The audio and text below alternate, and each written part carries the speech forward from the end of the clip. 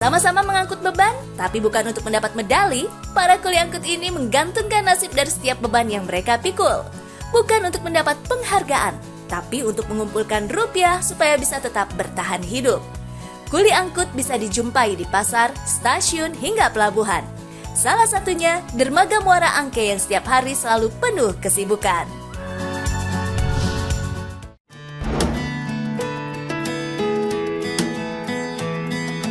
Warga harus tahu nih, kebutuhan ikan di daerah Jakarta sendiri mencapai 1.000 ton per hari.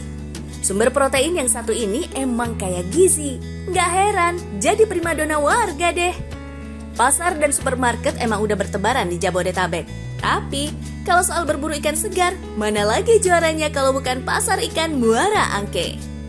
Pusat perikanan Jakarta ini sudah berdiri sejak tahun 1970. Setiap harinya, ratusan kapal berlabuh, mendatangkan ikan-ikan dari luar pulau. Warga, jadi sebelum ikan terhidang di atas meja, ini harus melewati jerih payah banyak orang dan seringkali dilupakan. Makanya nih, warga harus tahu sosok pejuang kuli angkut di Muara Angke. Tidak hanya sebagai pelabuhan, Muara Angke juga menjadi pusat perdagangan ikan. Pasar dan pelelangan ikan ditujukan untuk konsumen rumah tangga, pembeli dalam jumlah besar, hingga pasar ekspor. Kegiatan pelelangan dan pasar ikan biasanya berlangsung dari jam 4 sore hingga 5 pagi. Setiap harinya, ikan hasil tangkapan nelayan ini dibawa langsung kepada para pedagang di Pasar Muara Angke. Namun, dalam mendistribusikan ikan ini tidak terlepas dari adanya peran kuli angkut. Nah, jadi terlihat suasana pagi hari di Pelabuhan Angke. Di belakang saya, para kuli angkut sudah membongkar pasang hasil tangkapan ikan para nelayan. Kuli angkut Muara Angke didominasi oleh para pendatang dari luar daerah. Menumpang mobil antaran dan tinggal tidak menetap di pelabuhan, beginilah para perantau ini berjuang mengais rejeki. Termasuk Udin yang berasal dari Serang, Jawa Barat. Harus tinggal jauh dari istri dan anak. Udin hanya dapat melepas rindu seminggu sekali, tergantung dari hasil menjual jasanya. Dari tahun 2015 saya kerja di sini karena ya kebutuhan gitu. Kebutuhan, jadi saya merantau ke sini cari kerja karena ada saudara juga di sini. Jadi kita ngikut kerja di sini. Selama bekerja di ibu kota, Udin tidak memiliki tempat tinggal dan hanya mengandalkan gerobak angkutnya untuk beristirahat. Demi menghemat pengeluaran dan dapat mengirim uang ke keluarga, mereka rela tidur di bawah bulan dan bintang hanya beralaskan kain tipis. Seharian saya di sini biasa bangun jam 4 subuh, habis itu kita sholat kita sarapan ya kita nunggu kerjaan begini. Kalau misalnya nggak ada kerjaan kita ya biasa kita nongkrong-nongkrong. Kalau ada kerjaan kita kerja begini. Kadang sampai nunggu kan sampai siang nunggu begitu. Para kapal nelayan biasa berlabuh di pagi dan sore hari tanpa jam yang menentu. Karena itu para kuli angkut harus selalu siap bahkan sejak dini hari. Meskipun harus mengandalkan fasilitas umum seperti toilet dan musola, Udin tidak meninggalkan ibadah.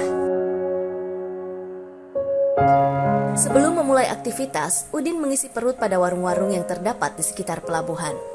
Hanya santapan sederhana, namun cukup untuk mengisi tenaga. Sembari bersenda gurau dengan para kuli angkut lainnya, Udin menunggu kedatangan kapal yang tidak menentu. Kondisi cuaca menjadi faktor utama datangnya ikan. Tak jarang, ketika matahari tinggi, kapal nelayan baru bersandar. Penuh semangat, Udin dan kuli angkut lainnya langsung menurunkan ikan tangkapan. Peti-peti berisi ikan ini pun diangkut sesuai pesanan, diantarkan ke pasar maupun langsung ke pengasinan ikan. Warga, jadi emang luar biasa sekali nih perjuangan kuli angkut Muara Angke. Ini ada 3 box, totalnya tuh 150 kilo dan ini harus didorong 2 km jauhnya. Keren banget Bang Udin. Penghasilan dari mengangkut ikan ini tidaklah menentu, tergantung dari kepala kapal.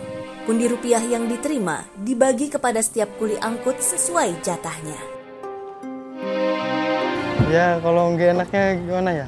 Kadang nggak masuk, kadang kalau masuk juga paling dapat 30.000, 50.000. Upah yang didapat tak imbang rasanya kalau mengingat peluh dan keringat yang dikeluarkan. Di samping harus memenuhi kebutuhan sehari-hari, penghasilan ini harus disisihkan juga untuk menjaga dapur rumah tetap mengebul. Udin hanyalah bagian kecil dari kuli angkut pelabuhan. Tanpa adanya peran mereka, bisa jadi kita nggak bisa menikmati ikan segar di atas meja. Iya nggak warga?